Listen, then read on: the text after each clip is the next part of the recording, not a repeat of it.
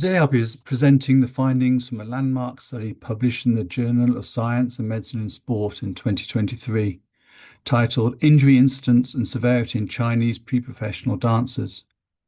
This is the first prospective study of its kind focusing on Chinese dancers, and it reveals some critical insights into injury patterns that can inform training, injury prevention, and care strategies. The study aimed to determine both the incidence and severity of injuries among full-time pre-professional dancers in China. To do this, the researchers used a prospective weekly online survey over a 30-week academic year. They surveyed 450 dancers from 11 different schools, collecting data remotely via platforms like WeChat.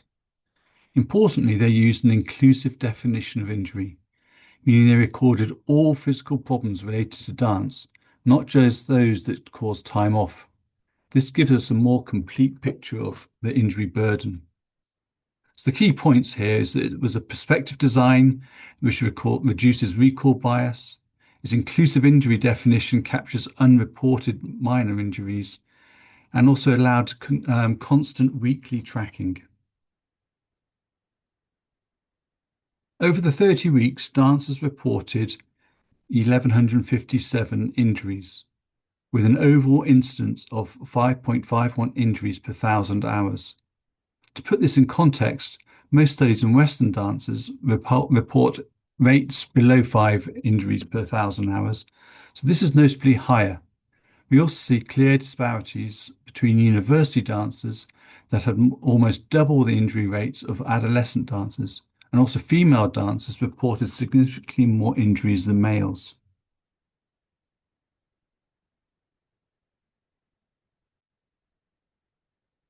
Not all dance styles carry the same risk. When we break it down by genre, ballet comes out on top with over 8 injuries per 1,000 hours, followed by danceology, which is a mix of all the dance styles, at 7.47, and at the lower end, dance sport had the lowest rate at 2.18 injuries per 1,000 hours. This tells us that injury risk is closely tied to the physical demand and training structures of each genre.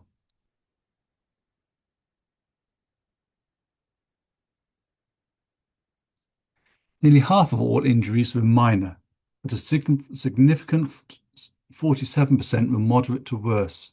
The most commonly injured body sites were those over the knees, lower back, feet, and groin. This aligns with what we know about dance biomechanics. Those areas are under high and repetitive stress. What's notable here is that adolescents reported more severe injuries, even though they had fewer total injuries. So severity is not evenly distributed, with younger dancers suffer more than serious injuries. Knees and lower back are constant hotspots, and groin injuries are especially prominent in adolescent dancers. Digging deeper into the demographics, female dancers not only had higher injury rates, but also moderate to severe injuries. This may be linked to factors like delayed maturation, hormonal influences, and the extreme flexibility demanded in female dance training. Meanwhile, adolescents, especially females, reported the highest severity, particularly in the groin, likely due to aggressive flexibility training at a young age. This study had several strengths. It was prospective, it used weekly recall to improve accuracy, and adopted an inclusive injury definition. However, there were limitations. The sample size was 80% female, which may skew sex-based conclusions, and some participants only completed 1 semester of reporting. Also, injury severity categories may have been misunderstood by some respondents.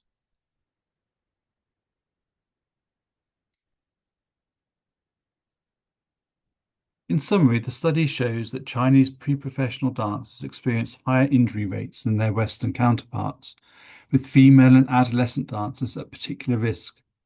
Practical takeaways include implementing weekly remote monitoring, focusing prevention on knees, back, feet, and groin, and paying special attention to load management after breaks. These insights can help educators, clinicians, and dance work together to reduce injury burden and promote longevity in dance careers.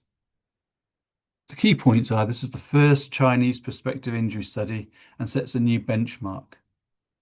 It allows to highlighting the need for females and adolescents need tailored support, and also shows that remote monitoring is a viable, effective tool for injury tracking.